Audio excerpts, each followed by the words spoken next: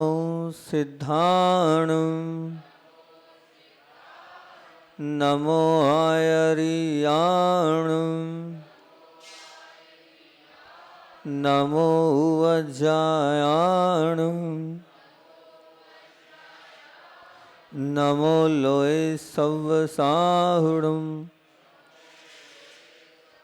नमो अरुहंताणं नमो सिद्धाणं नमो आयरियाणं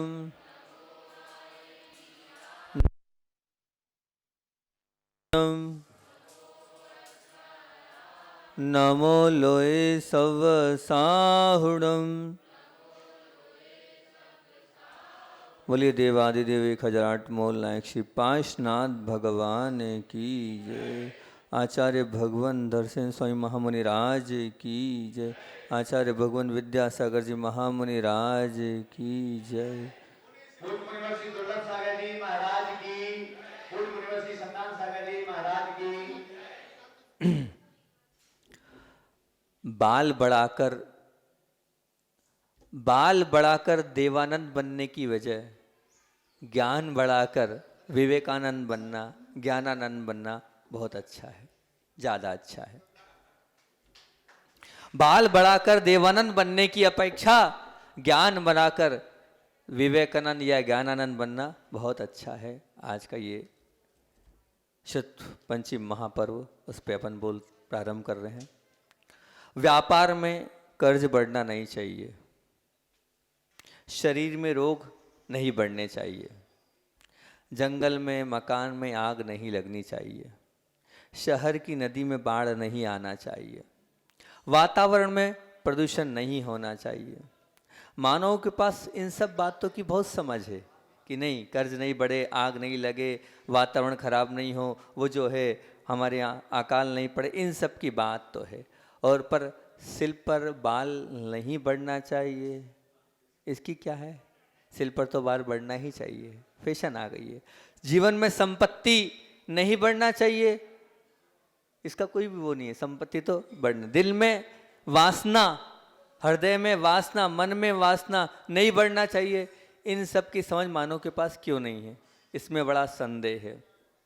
शरीर में खून कम नहीं होना चाहिए, व्यापार में कमाई जो है वो कम नहीं होना चाहिए, समाज में मेरी प्रतिष्ठा कम नहीं होना चाहिए, मन में मेरी प्रसन्नता कम नहीं होना चाहिए। मानव के पास इन सब बातों की समझ तो है, पर हृदय में ज्ञान कम नहीं होना चाहिए, मन में समझ कम नहीं होना चाहिए, जीवों के प्रति मैत्री भाव कम नहीं होना चाहिए। इन सब की समझ मानव के पास क्यों नहीं है बताओ तो? इसमें बड़ा संदेह है, बड़ी दयनीय स्थिति है मानव की। जो बढ़ाने जैसा नहीं है उसे बढ़ाने के लिए मानव पागल कुत्ते की तरह भटक रहा है।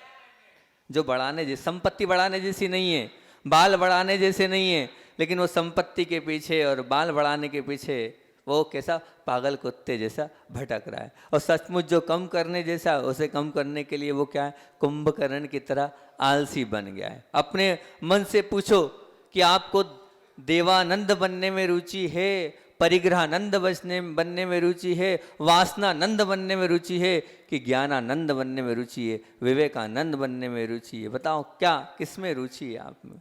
तो आप तो यही कहेंगे महाराज जी नहीं, हमें तो बाल बढ़ाने में देवानंद बनने में ही रुचि है, परिग्रहानंद बनने में ही रुचि है, हमें नहीं बनना ज्ञानानंद और विवेकानंद, हमें नहीं बनना, हम तो वासनानंदी ही रहना चाहते हैं। हमारे हृदय में तो वासना ही बसी है। सुख के समय में भी मन की प्रसन्नता की कोई गारंटी नहीं देने वाला वो आपका देवानंद, वासनानंद और परिग्रहानंद। दुख के समय भी वो चेहरे की हंसी कायम नहीं रखने वाला वो आपका क्या, वासनानंद। फिर भी आपकी प्रतिकूल स्थिति को भी अच्छा बढ़ाने वाला अगर कोई है तो वह है ज्ञानानंद। क्या है? ज्ञानानंद। क्यों मैं बोल रहा हूँ ज्ञानानंद के विषय में? क्योंकि ज्ञान एक ऐसी वस्तु है, अगर ज्ञान अगर हमें प्राप्त हो गया तो ये मान के चलना हम अपनी हर प्रतिकूल परिस्थिति में को भी अनुकूल बनाने की क्षमता अपने ज्ञान के माध्यम से रखते हैं। अभी महाराज जी ने सब बातें बता दी आपको, इसमें 2-3 चीज़ और बता देता हूँ कि उनका 62 वर्ष का प्रथम जो गौतम स्वामी और 3 केवली हुए हैं, जिन्हें अनुबद्ध केवली कहते हैं, उनका काल 62 वर्ष का था। फिर उसके बाद केवलियों की एक शुद्ध केवलियों की परंपरा टूट गई, तो अनुबद्ध केवली हुए, जो श्रीधर केवली हुए, जो कहाँ से मुक्ति को प्राप्त हुए थे, कहाँ से पता है आपको? कुंडलपुर से प्राप्त हुए थे। फिर उसके बाद और अन्य आचार्य हुए जिनका काल 100 वर्ष था। फिर उसके बाद विशाखा आदि आचार्य हुए, उनका काल 183 वर्ष था। फिर 11 अंग के धारी जो नक्षत्र आदि आचार्य हुए, महाराज जी ने सब बता ही दिया। 220 वर्ष का वो काल था और उसकी कहानी लगभग लघु बता दी। एक बात थोड़ी सी उसमें और विशेष जोड़ देता हूँ कि जो महिमा नगर में थे और गिरी नगर मतलब गिरनार जी के पीछे एक गुफा है, उस गुफा में अगर आप 5वीं टोक से निकलेंगे तो 5वीं टोक से पीछे की ओर मुड़ना, पीछे की ओर मुड़ेंगे तो लगभग 20 मिनट का रास्ता है। जो हम स्वयं ब्रह्मचारी थे तो उस गुफा में गए थे। उस गुफा में, जिस गुफा में धर्षण मुनि महाराज को ये विचार आया था कि मेरा ये शुद्ध विक्षुप्त हो जाएगा, क्योंकि अंग का भी ज्ञान नहीं था, अंग के अंश का ज्ञान बचा था। अब इस अंग के अंश के ज्ञान को सुरक्षित रख सकूं, ये भाव उस वक्त उनके आए थे। और तब उन्होंने वहां से एक पत्र प्रेषित किया था, और पत्र प्रेषित करने के बाद बाकी तो महाराज ने बता ही दिया है कि 2 मुनिराज आए थे। वो 2 मुनिराजों को पूरा कराया और कराने के बाद आज्ञा दी, अब आपको यहाँ नहीं रहना है। उसकी बात 2 मिनट और बता देता हूँ। अब आपको यहाँ नहीं रहना है दोनों को। बोले गुरुजी क्यों? बोले जितनी आज्ञा है उतना सुनो, अब आपको अंकलेश्वर चातुर्मास करना है। तो बोले जैसी आज्ञा। तो जो दूसरे मुनिराज थे, नाम रखा था पुष्पदंत और भूतबली, उन्होंने कहा ठीक है, जो गुरुजी कह रहे हैं चुपचाप सुनते चलो। इनने कहा यहाँ नहीं रहना, ठीक है, जो आज्ञा गुरुजी। आप लोगों को अंकलेश्वर जाके चातुर्मास करना है, वहाँ प्रभावना करना है। वहाँ पहुँचे, वहाँ पहुँचने के बाद दोनों मुनिराजों ने चातुर्मास किया। चातुर्मास के बाद पुष्पदंत जी अलग और भूतबली जी अलग अलग हो गए, अलग अलग उनके दोनों आचार्य हुए, दोनों के संग हुए। अब पुष्पदंत जी को लगने लगा कि मेरा समय अब शेष नहीं है, तो उन्होंने अपने भांजे जिन पालित को दीक्षा दी, और दीक्षा देने का तो मुनि बनाया, और 20 परूपणाओं की खुद उन्होंने लिखी, 20 परूपणाएं। और 20 परूपणाओं लिखने के बाद का अब आपको मेरे जो भाई हैं उनके पास आपको जाना है, जो भूतबली जी हैं उनके पास जाना है। ये ग्रंथ जो 20 परूपणा मैंने लिखी ये ले जाना, और बाकी के जो आगे का काम वो कौन करेंगे? कौन करेंगे? भूतबली आचार्य करेंगे। तो फिर भूतबली आचार्य के पास वो जिन पालित जो पुष्पदंत जी के शिष्य थे और गृहस्थ अवस्था के भांजे थे, वो पहुँचे, और उन्होंने वहाँ पहुँचने के बाद वो पूरा ग्रंथ उन्हें दिया, और आगे के 6 खंडों की रचना भूतबली आचार्य महाराज ने करी। और जिस दिन ये रचना पूर्ण हुई थी वो आज का ही दिन है, शुद्ध पंचमी महापर्व। इसलिए आज हम लोग उसको बड़े ही उत्साह के साथ मनाते हैं। क्योंकि जिनवाणी, मेरे पास एक प्रश्न आया था कि पहले भी आया था, उसका उत्तर दिया था कि हम कैसे बनाएं शुद्ध पंचमी महापर्व को। तो मैंने उस वक्त भी कहा था कि देखो, हमारे यहाँ तीनों पूजनीय है, देव भी पूजे, शास्त्र भी पूजे और गुरु भी पूजे। तो शास्त्र को हमने पूजनीय माना है, तो जब उसकी जयंती आती है तो जैसे हम महावीर जयंती, जैसे हम निर्वाण लाडू के लिए महावीर भगवान के लिए उस दिन मनाते दिवाली का पर्व, उतने ही उत्साह के साथ हमें शुद्ध पंचमी महापर्व को मनाना था। उतनी ही आस्था, उतनी ही भक्ति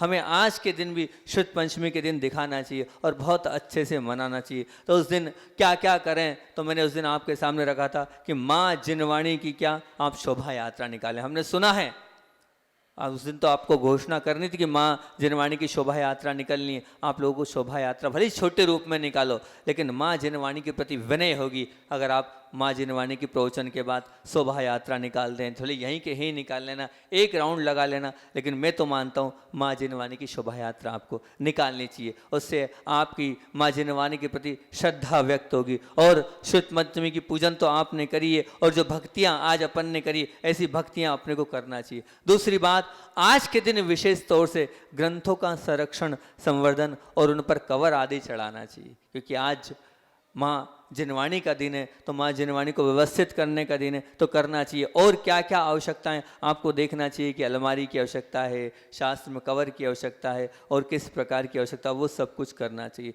यहाँ तक कि मैंने ये भी कहा था कि इस दिन शुद्ध की महिमा पर धर्म सभा का आयोजन होना चाहिए और सभी के विचार लेना चाहिए। अगर आप चाहें तो आज शाम को आप दीदी के माध्यम से या और जो शुद्ध को जानने वाले हैं, उन शुद्ध को जानने वालों को आपको बुलाना चाहिए और शुद्ध की महिमा का बखान होना चाहिए, जिससे उसके प्रति बहुमान होगा। और यहाँ तक कि इतना भी है कि ये शुद्ध जिनके पास है, जिनके पास है, उन शुद्ध को जानने वाले विद्वान हैं, उन विद्वानों का भी यथा योग्य सम्मान होना चाहिए, ताकि ये परंपरा वो विद्वान को लगे कि हाँ हमारे पास ज्ञान है, उस ज्ञान की कोई कीमत है, तब तो वो लोग आगे बढ़ते चले जाएंगे। आज जो पूज्य सुधासागर जी महाराज जी ने सांगानेर जैसी संस्था की स्थापना करी है, जो विद्वानों को आज तैयार कर रहे हैं, ऐसी संस्थाओं की स्थापना होती रहना चाहिए और उसको संभल देने का कार्य आप लोगों को करना चाहिए। उसी से माँ जिनवाणी आगे बढ़ती चली जाएगी, आगे बढ़ती चली जाएगी। और दूसरी बात मैंने आपसे कही थी कि आज के दिन आपको कोई ना कोई जिनवाणी माँ, कोई ना कोई शास्त्र अवश्य मंदिर में भेंट करना चाहिए, क्योंकि आपने शुरू से सुना है कथानक, कौन सा उस वो जो गोपालक था, कौन था, क्या नाम क्या था उसका, हैं? नहीं नहीं, गलत बता रहे हो। कौन से? हाँ, कौंडलेश। उस ग्वाले ने किसको दी थी? उसने वो किसको दी थी? किन्हीं महाराज तपस्वी साधु को दी थी। और आगे जाके वो क्या बने? तो बोले वो आके आचार्य कुंद बने। एक छोटा सा ग्रंथ भेंट करने में आचार्य कुंद बन गए और इतने सारे महान समय सार, प्रवचन सार आदि ग्रंथों की रचना कर दी। तो आप लोगों को भी चाहिए कि आप जिनवाणी माँ जिनवाणी मंदिर में विराजमान आज अवश्य करें। और अगर मान लो आपके नगर में साधु परमेष्ठी हैं, आरिका हैं, त्यागी वृत्ति हैं या विद्वान हैं, जो मिले उनको आप भेंट दें कि कम से कम जिनवाणी हम आपको देते हैं, आप इसका स्वाध्याय करें। ये आपको आज करना चाहिए। आज का दिन इस चीज़ का है, तो इस दिन को तो ये करना ही चाहिए। और फिर उसके बाद मैंने एक और बात आपसे बोली थी कि आप अपने मित्र लोगों को, संबंधी लोगों को आप आज उपहार में दे जिनवाणी, और ऐसी जिनवाणी दे उसके योग, जैसे जिन सरस्वती है, कर्म कैसे करें हैं, और भी अन्य ग्रंथ, श्रेणिक चारित्र है, ये देना चाहिए। ये परंपरा होनी चाहिए। क्या हम क्षमावाणी के कार्ड लेते देते हैं, ऐसे ही जैसे हम लड्डू चढ़ाते हैं, ऐसे ही ये जिनवाणी के लिए आपकी आस्था होगी। आप अपने रिश्तेदारों से, अपने मित्र वर्गों से, अपने मिलने जुलने वालों को एक एक जिनवाणी भेंट करें। क्या करें? जिनवाणी भेंट करें। इससे भी बहुत अच्छा होगा। और उसके बाद मैंने आपसे कहा था आज से कोई ना कोई ग्रंथ अवश्य प्रारंभ करें।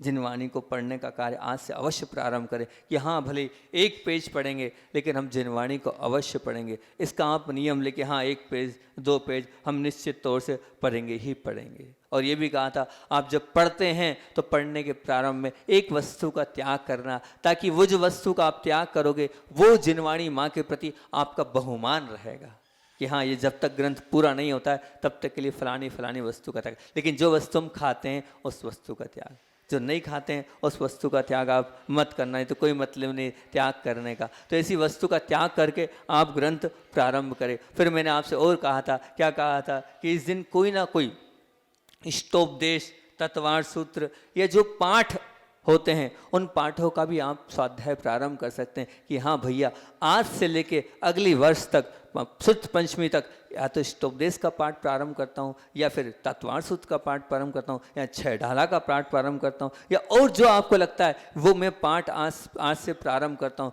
क्योंकि आमनाय स्वाध्याय, इसको आमनाय स्वाध्याय में कहा है। स्वाध्याय के 5 भेद कहें, उसमें आमनाय भी आता है। तो आमनाय का तात्पर्य पाठ करना। क्या करना? पाठ करना। और अगर हम आगे बढ़ें तो आचार्य भगवान बार बार बोलते हैं कि ध्यान रखना अंत समय में हमें सुनने को भी नहीं मिलता, देखने को भी नहीं मिलता। तो क्या अगर आप अपने क्षोभसम से कुछ याद कर लोगे, वो याद जो कर लोगे वही आपके साथ जाएगा। और अंत समय में जब नमोकार मंत्र भी नहीं आएगा तो वो जो जिनवाणी के शब्द हैं वो आप याद करते रहेंगे, तो उसका स्मरण आपके लिए होगा। उस स्मरण से ही आपका कल्याण हो जाएगा। मैंने बताया था परसों, आचार्य ज्ञान सागर जी महाराज जी जब समय सार सब रटे हुए थे, उनको पाठ होते थे तो उसे उंगली बता देते थे, यहाँ गलत, यहाँ गलत, यहाँ गलत। आज भी आचार्य श्री को समय सार याद है, इष्टोपदेश याद है, तत्वार सूत्र याद है, 6 डाला उनको पूरी रटी हुई है, ये सब कुछ रटे हुए हैं। और प्रवचन सार की चारित्र चूलिका उनको पूरी याद है। वो प्रतिदिन स्वाध्याय करते हैं। जब एक बार अजमेर में वो ध्यान करने गए ऊपर छत्रियों पे, उस छत्रियों का नाम तो भूल गया मैं, कौन सी छत्री बोलते हैं वहाँ अजमेर में, वहाँ पर छत्रियों पर ध्यान करने जाते थे। आतेड़ की छत्री, आतेड़ की छत्री है, आतेड़ की छत्री में वो आचार्य भगवान ध्यान करने जाते थे। तो ध्यान करने गए। अब ध्यान करने जब पहुँचे तो वो गए और 2 दिन में लौट के आए वहाँ से। तो वहाँ पर जो एक विद्वान थे उन्होंने पूछा कि आचार्य श्री जी आप करते क्या हो, आप उस ध्यान में करते क्या हो? तो बोले करता कुछ नहीं हूँ, जो आचार्य ज्ञान सागर जी ने याद कराया है उसको वहाँ पर रिवाइज करता हूँ और वो चिंतन करते चले जाता हूँ, पता नहीं चलता समय कैसे निकल जाता है। बोले कैसे प्रारंभ करते हो? पहले इष्टोपदेश की कारिकाएँ ले लेता हूँ, फिर समय सार ले लेता हूँ, फिर प्रवचन सार की 44 चूलिका लेता हूँ, कभी तत्वार सूत्र ले लेता हूँ। कभी कभी तो बोले एक ही ग्रंथ हो पाता है, कभी 2 ग्रंथ हो पाता है, और कभी कभी एक कारिका में क्या पता 4-4 घंटे निकल जाते हैं। बोले चलता रहता है, बस एक गाथा को लेता हूँ, उस पर चिंतन करते रहता हूँ। तो बोले पता नहीं चलता 24 घंटे कब निकल गए। वो सीधे जाते थे सप्तमी के दिन और नवमी के दिन आते थे, सीधे एक आसन में बिल्कुल बैठे रहते थे। और वहाँ पर पूरे वो ऐसा उस समय की बात है कि उस समय पूरे जंगली जानवर वहाँ आते जाते रहते, लेकिन कुछ भी उनको कोई फर्क नहीं पड़ रहा है, आजू बाजू से निकल रहे हैं। ये स्थिति जब बनती है जब हमारे पास ज्ञान हो, जब ज्ञान होगा तब तो हम उसका उपयोग कर पाएंगे, तब तो हम उसका अपने साथ उसको आत्मसात कर पाएंगे। था इसलिए उन्होंने उपयोग किया। तो ऐसे आचार्य श्री जी कहना ये अपने जीवन में ऐसे छोटे छोटे ग्रंथ याद रहे, ज़्यादा नहीं तो 6 डाला याद कर लो, नहीं तो इष्टोपदेश को आप याद कर लो, वो इष्टोपदेश आपके बहुत काम आएगा। रत्नकर्ण श्रावकाचार आप याद कर लो, ताकि आपको अपना स्वयं का श्रावक धर्म आपको मालूम पड़ जाए कि ये श्रावक धर्म है। रोज ये आज से नियम ले लो, चाहे जो हो जाए, अगले 1 वर्ष तक में तो इष्टोपदेश को या रत्नकर्ण श्रावकाचार 6 डाला को जो आपको उचित लगे वो याद करने का आज से कायसर पूर्वक नियम लेता हूँ। माँ जिनवाणी के पास पहुँचे, ये रखें यहाँ, माँ जिनवाणी धौला जय धौला, इनके सामने आप कायसर करें और भाव ना भाएं कि आज से मैं याद करूँगा, चाहे जो हो जाए याद करूँगा। तो 1 साल में निश्चित तौर से अगर आपकी धारणा अच्छी होगी तो याद होगा ही होगा, ये मान के चलना। मुखाग्र आप करते चले जाएंगे तो इससे क्षयोपशम भी बढ़ेगा, पुण्य भी बढ़ेगा। और दूसरी बात ये बोली थी कि हमारा जो क्षयोपशम है वो काहे से बढ़े, तो मैं ये मानता हूँ कि हमें प्रतिदिन जिनवाणी की देख रेख करना चाहिए। बताओ, हम अपने घर की साफ़ सफाई करते हैं कि नहीं, अपनी दुकान को जमाते हैं कि नहीं? रोज़ जमाते हैं, ऐसा तो नहीं है कि कभी कभी जमाते हैं, रोज़ जमाते हैं, रोज़ देखते हैं कहाँ क्या रखा है, कैसे रखा है, रोज़ झाड़ू लगाते हैं।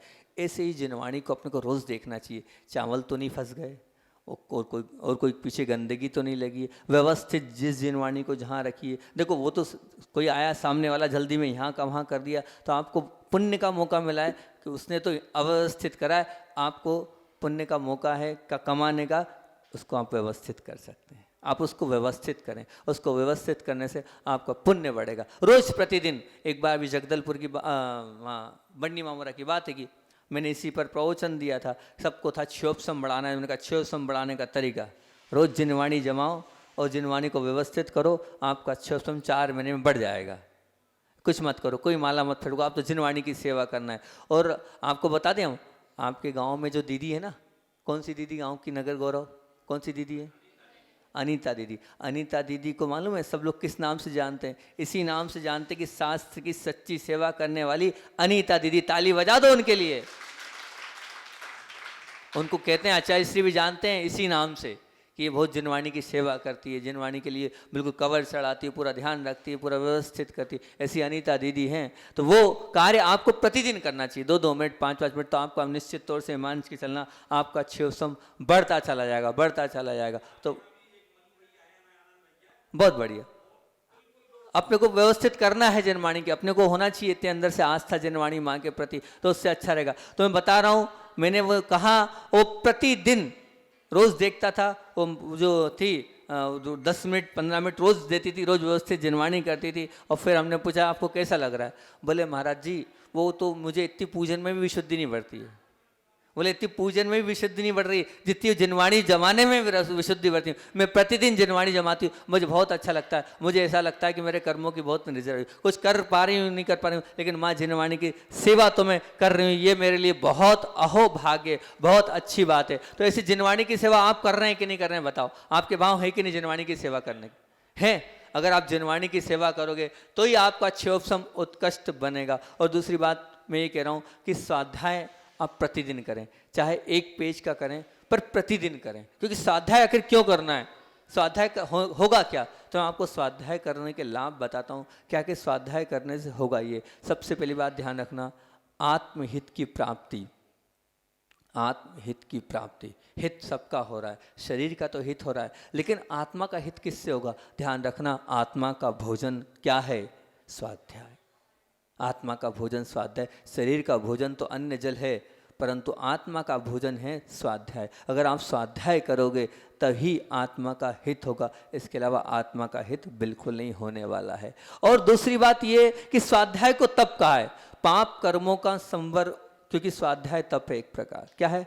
छेद तप में आता है ना स्वाध्याय, स्वाध्याय को तप कहा है। स्वाध्याय आप करोगे तो क्या होगा? दो चीज़ एक साथ होगी, तपसा निर्जराचा, मतलब तप उससे संवर भी होगा और कर्मों की मतलब कर्मों का आने का द्वार रुकेगा भी, और जो कर्म आपके पास है वो निकलते भी जाएंगे। एक साथ दो काम होंगे स्वाध्याय से। तो ऐसा कहते हैं, जितनी देर आपने स्वाध्याय किया उतनी देर पाप कर्मों का संवर होगा और निर्जरा होगी। अपने काप कर्मों को रोकने का सबसे अच्छा तरीका है माँ जिनवाणी का स्वाध्याय। और मैं तो ये कहता हूँ कि आप यहाँ बैठे हो, अभी हूँ, जितने दिन आप मेरा लाभ लोगे, लेकिन हम लोग दोनों लोग चले गए तो कौन क्या है? तो कम से कम वो माँ जिनवाणी है, उसके माध्यम से आप 10 मिनट 15 मिनट आधा घंटा आप पढ़ लोगे तो पढ़ने के बाद आपको बहुत सारी जानकारियाँ मिल जाएगी। हम जैन हैं लेकिन हमें ही नहीं मालूम कि हमारे धर्म में क्या क्या लिखा है, कैसे कैसे लिखा है, किस प्रकार की बातें हैं। तो हमें अपना धर्म ही नहीं मालूम, तो बताओ कैसे होगा? और तीसरी बात यह है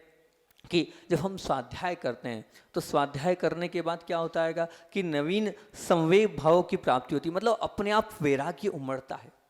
जब आप स्वाध्याय करते हो तो विवेक जागृत होता है। तो विवेक जागृत होने के बाद ऐसा लगता है कि मैं कहाँ जा रहा हूँ, मेरी यात्रा किस ओर है, मुझे कहाँ जाना चाहिए, मुझे मनुष्य पर्याय मिली है, इसकी सार्थकता करना है। तो भाव अपने आप होते हैं। वो अपने आप भाव कब होंगे? जब आप माँ जिनवाणी को भक्ति भाव से प्रतिदिन पढ़ेंगे। नहीं पढ़ेंगे तो संवेग भाव नहीं होंगे, नए नए संवेग भाव, नई नई चीज़ें अपने आप आती चली जाएगी। मतलब कभी कभी क्या होता है, एक ही चीज़ है, लेकिन एक ही चीज़ को हम जब बार बार पढ़ते हैं तो बार बार पढ़ने के बाद भी नया मिलता चला जाता है, नया मिलता चला। आचार्य ज्ञान सागर जी महाराज जी ने 108 बार सर्वार सिद्धि पढ़ी है, लेकिन उनका कहना है हर बार उन्होंने कुछ न कुछ नया पाया। और हमारे आचार्य श्री जी भी तत्वार्थ सूत्र का हर वर्ष देते थे, हर वर्ष पढ़ते थे और हर वर्ष नया चिंतन देते। तो ये मत मानना कि श्रेणिक चारित्र ही ग्रंथ है, उसको 4 बार पढ़ना, हर बार कुछ नई चीज़ आपके पास आएगी पकड़ में, हर बार कुछ नया आपको मिलता चले जाएगा, तो नवीन प्राप्ति होती चली। और दूसरी बात, क्योंकि मोक्ष मार्ग में स्थिरता